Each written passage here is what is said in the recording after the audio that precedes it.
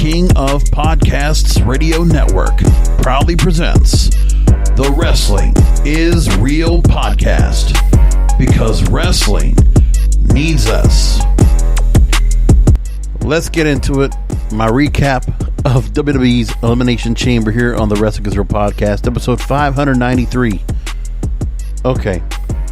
So my brother likes me to do something when I see something on TV or something happens that, you know, just says, what the fuck was that? And it's usually because I got a bald head. I can slap my forehead, and I just do like the good, take the palm of my hand and just slap my forehead. I'm going to do that for you right now on the microphone. You heard that. That's what I did when I saw Miz win and cash in the Money in the Bank briefcase. Miz is WWE champion. We had 2 title matches tonight. 2 title matches that only lasted a couple of minutes on a pay-per-view. Your main event titles were defended tonight. Not much to them, right? Both booked the same way. So what are we getting out of that? All right, well, Edge is going to take on Roman Reigns. That's your featured match at WrestleMania. We now know that match is actually going to happen. Got it. And then we move along to Drew McIntyre in the Elimination Chamber match. Wins it. Continues to be strong. And then Bobby Lashley decides to attack. And Miz cashes in. Well, Miz had to go and cash in at some point. I guess this is where I'm coming from. Altogether, I labeled the show that the whole booking of Elimination Chamber tonight and the WrestleMania booking in general is done by process of elimination. What do I mean by that? Okay. So the people that are going to be booked higher up the card or higher in more high profile feuds for WrestleMania, they're going to be booked in determination of their status within the company, of their loyalty, of where they came from, right? So we have it like this. It's kind of 3 sets. So Edge represents the legends. He's your part-timer. You know, among the part-timers that are available by process of elimination, there is no Brock Lesnar being signed back up to go and face anybody. Goldberg was used one and done for this year. And they're not bringing back Undertaker. And there's nobody else I could think of that the company could think of that will be brought back to take on either champion this year going up. Like, they're not going to get John Cena coming back. They're not getting the Batista coming back, right? These kind of ideas. The Rock is not coming back. So, process of elimination, Edge. Okay, he's got to be the guy that takes on Roman Reigns. No other reason. It's because he need the guy that's probably the most popular in the company, in the history of the company. And Edge is it. By process of elimination. Because if they did get The Rock or John Cena or Batista, Edge wouldn't have that spot. But because of process elimination, Edge is here. He fits the purpose here. Over on the Raw side and the WWE Championship, you have guys that are coming from, more than a decade ago, right? Or even farther than that. You're talking about people that came into the company through NXT, for the most part. Well, look at what you had. You got Jeff Hardy and Randy Orton, who come from the Attitude Era, basically. You have Drew McIntyre, Sheamus, Kofi Kingston come from all the FCW deal. Well, or ECW, FCW, ECW, the early on, the pre-competition era. FCW, ECW, right? Well, actually, no, pre-NXT. So, yeah. FCW, ECW era, which is what, 2004 to 2006? And Drew McIntyre fits with Jeff Hardy in the role that these are former TNA guys that went to TNA and came back. And AJ Styles just happened to be from TNA. It's a bunch of TNA signees from TNA's heyday back in the 2010s in some cases. And, or really, yeah, it's going to be going through the 2010s and you count Drew McIntyre as just kind of like a part of that as well. And Drew McIntyre, for the credit, has been booked very well, except for why he lost to Randy Orton back in, September, and having that happen was just a swerve, just for the sake of a swerve, which is why Miz won tonight, which is the sake of a swerve. And it's another process of elimination. It's a guy, why he has the belt, why he had the briefcase, first of all. Well, he's a guy that's been around since Tough Enough. Because he goes back almost as far as Jeff Hardy and Randy Orton. What is it, 2003, right? So, a lifer. A lifer gets the Money in the Bank briefcase. And a lifer gets this belt tonight, which is 15 years from the last time he won it. Am I right? Is that the last? Here we go.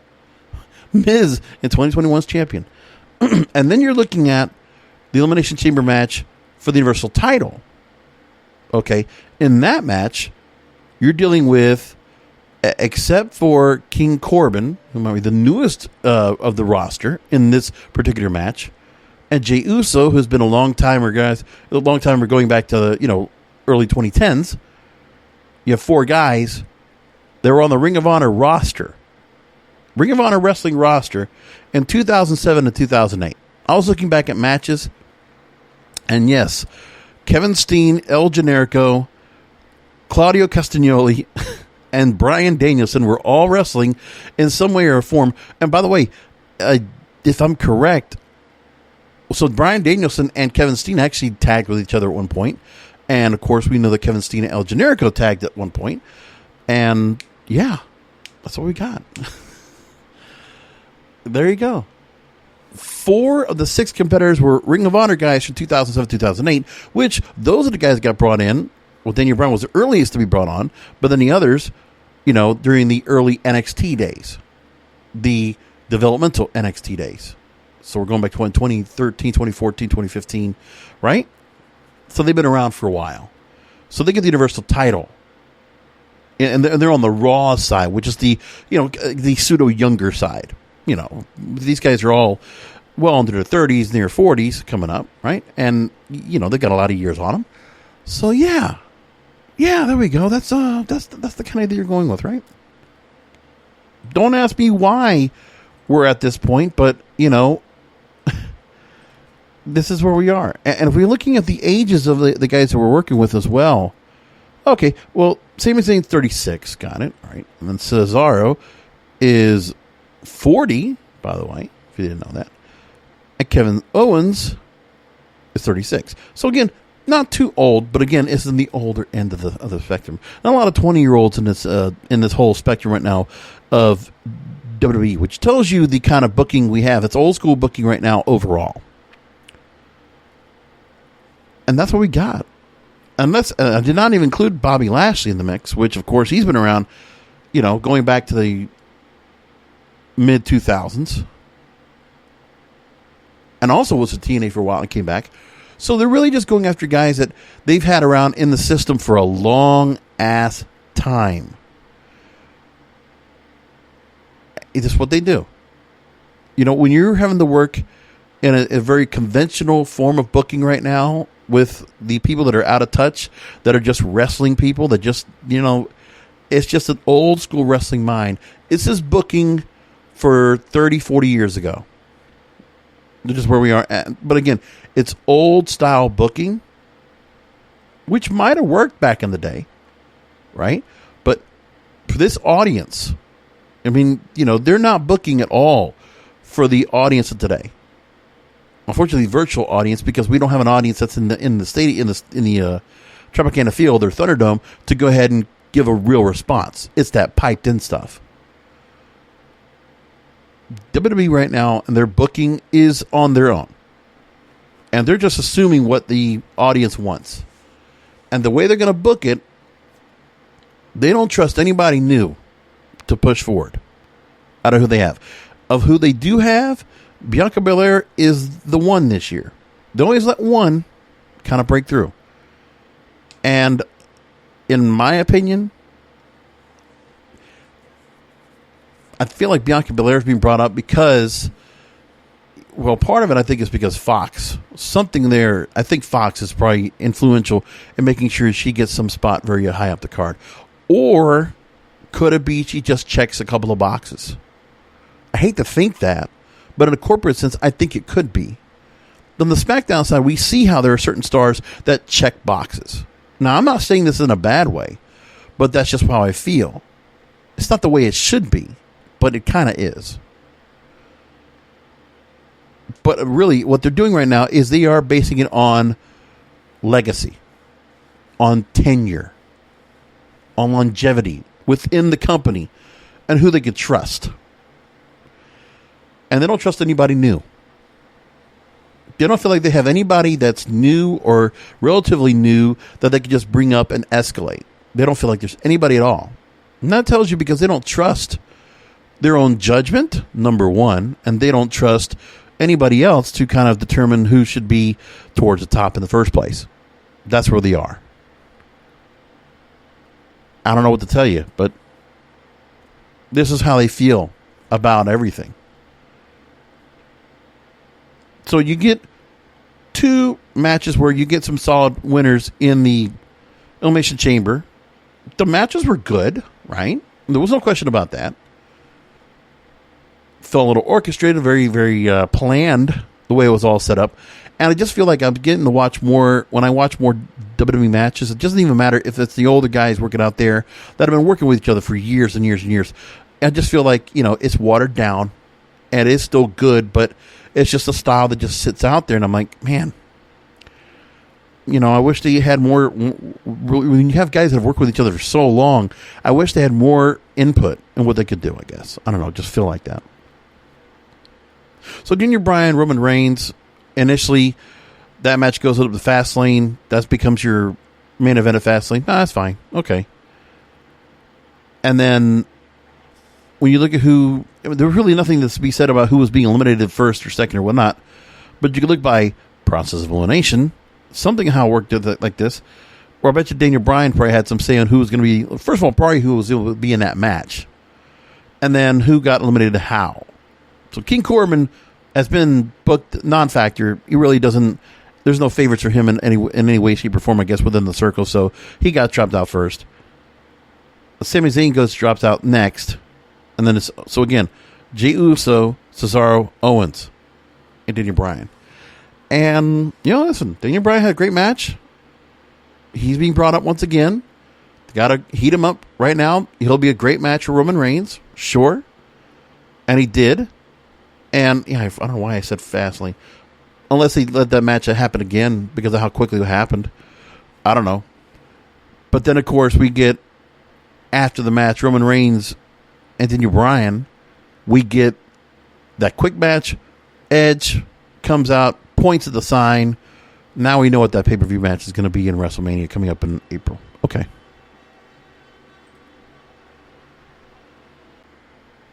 As for the mid-card titles, it doesn't matter who really holds those titles at all. So if you wanted to go ahead and just give somebody a prop to go and hold on to, that's somebody that's going to be leading up towards something bigger, normally you would, have a U.S. title holder holding onto the belt just so they can go ahead and become, maybe a champion down the line for a bigger title, which is what Big E is going to be right now as IC champion, which is what Bobby Lashley was, being U.S. champion, right? They lead up to another title. At this point, WrestleMania time, it doesn't matter who holds that belt. It just doesn't. The secondary belts, when WrestleMania time comes around, the fact that Riddle won it, it doesn't matter. Maybe it does down the line, I don't know. Maybe Riddle will matter at some point.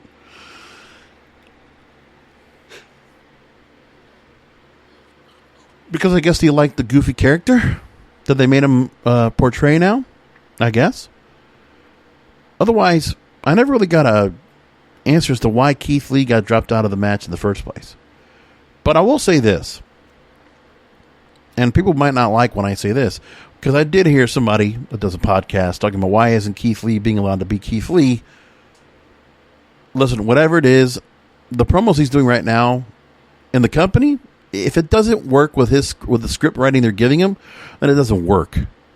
Okay? and maybe basking in his greatness that worked in NXT. It was a different story. But again, he would need to evolve from that character. He can't just say the same catchphrases over and over, which I know he can't. He can do more, but really there's only so much dimension towards that character NXT, right? And then when it comes to his work rate, I'm never saying anything about his work rate, but I think the company feels that Keith Lee's a big guy.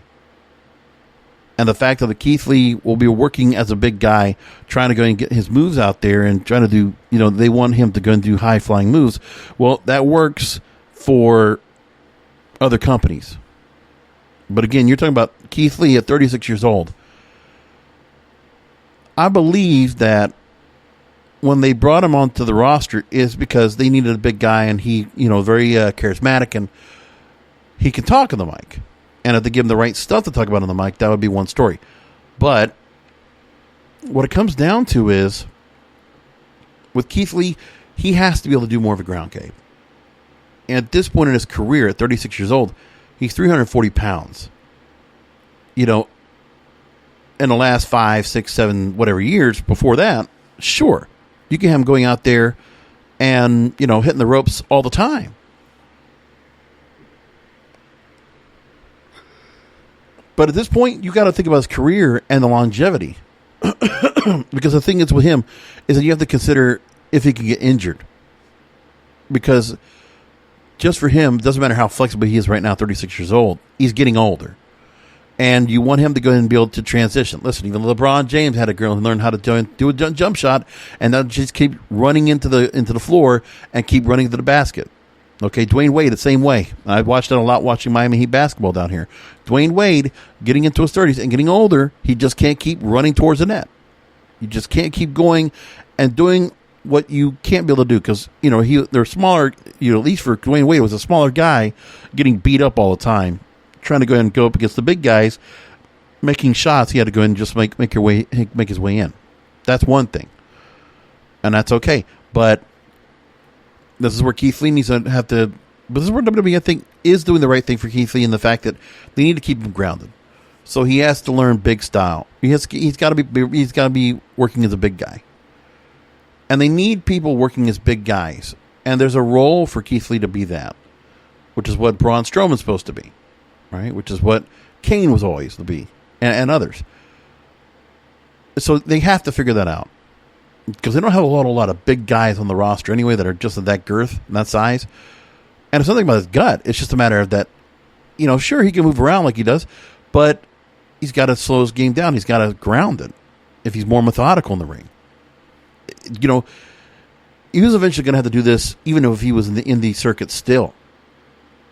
Coming into the company, I think he would have to go ahead and transition his game and be much more of a wrestler so that he can stay on the ground and work a ground game and work it better.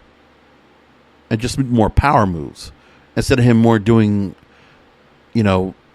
top of the rope moves. Things like that.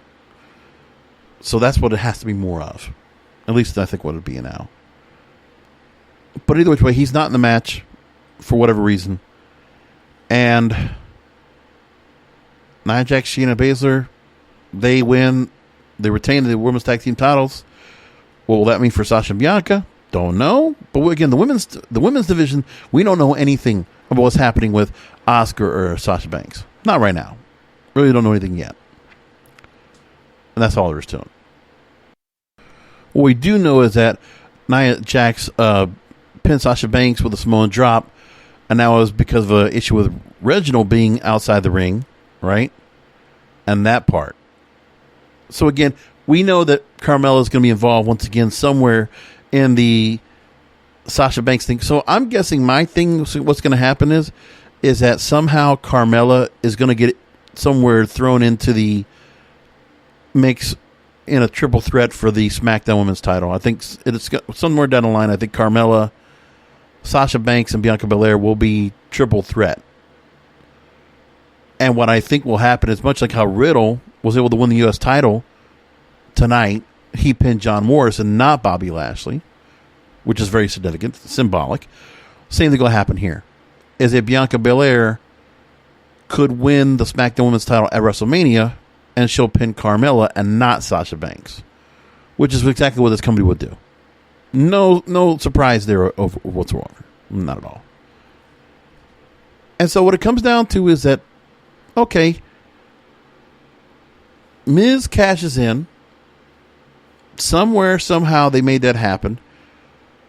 Do I mind that Miz is champion? The way this company is, no. You know, I never minded if Miz was going to be champion again. But again, the way he's been booked for all this time, I don't know what you do with him. But the swerve is enough to get me interested to see what's happening on Raw tomorrow. That's what I feel like this is about. You know, Drew McIntyre and Bobby Lashley, we got a little bit of stirring up with that. Got it. And that'll be something that get people interested in Raw tomorrow night. Got it. I don't know what else to go with it. And again, so Drew McIntyre, Bobby Lashley, you got that to work off of. And yeah. And Riddle being U.S. champion and a celebration for that. But now what does Bad Bunny do now? Without Miz and Bad Bunny and the interaction between them, we're going to see that interaction tomorrow too.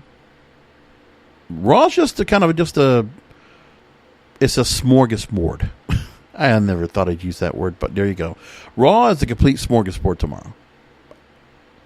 I don't know what to think. Or it's a mukbang. There you go. There's a newer trendy reference, mukbang. It's just a mix of everything. Raw is just unpredictable. I don't know what they're trying to do. There's really no rhyme or reason behind anything. But as we know, it looks like we have a little more formally, what's the word I'm looking for? We're getting in some more building. Something that's a little more formulaic right now on the SmackDown side. Again, Edge, Roman Reigns. Okay, book it. I think it's going to be Sasha Banks, Bianca Belair, Carmella, triple threat, SmackDown Women's title. That I think will be booked. That's where I think we're going. And then, I don't know. I don't know what you do with the rest. I'm not sure.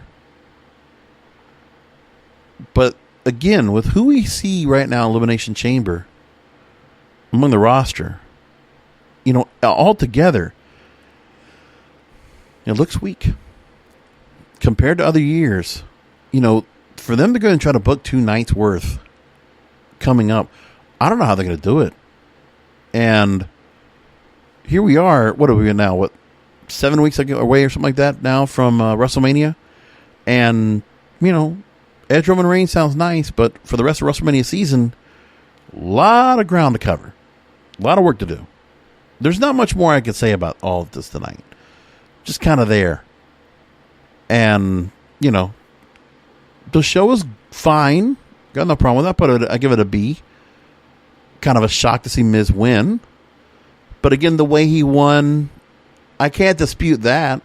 I mean, the way he won it was, that's a Miz being the Miz. That all makes sense to me. And the fact that he won it at WrestleMania time, yeah, that's going to miss a lot of people. But it doesn't matter to me much. No surprise there. Anyway, I'll leave it at that. There's not much more to say. Let Raw happen, and then we'll see what else we talk about. Not much more to be said. I just can't. I'll just leave it alone. So thanks for listening to my recap. Come back for another Wrestling is Real podcast, and we'll see what else is made logical after Raw and what else we can learn between now and then. The next, 72 hours plus. So come back, because wrestling needs us. Thank you for listening to the Wrestling is Real podcast. You can find all previous episodes at WrestlingIsReal.com or subscribe to the show on all major podcast outlets, including Apple, Amazon, Google, Spotify, and iHeartRadio. Follow the King of Podcasts on Twitter, Facebook, and Instagram at King of Podcasts, and search King of Podcasts on YouTube, or type youtube.com/JBRASCO951. This has been a presentation of the King of Podcasts Radio Network.